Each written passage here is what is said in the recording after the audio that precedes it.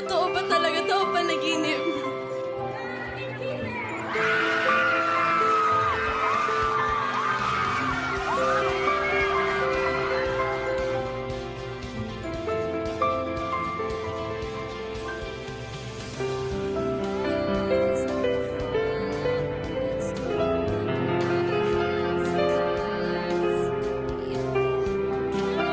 It's not the physical things. It's not physical, it's emotional. All your self-esteem is at stake.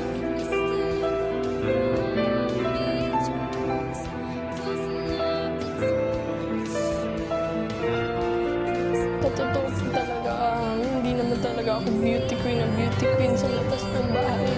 Kasi nag-drugs pa ako. Congratulations, Kisses! Take your rightful place on the lucky side.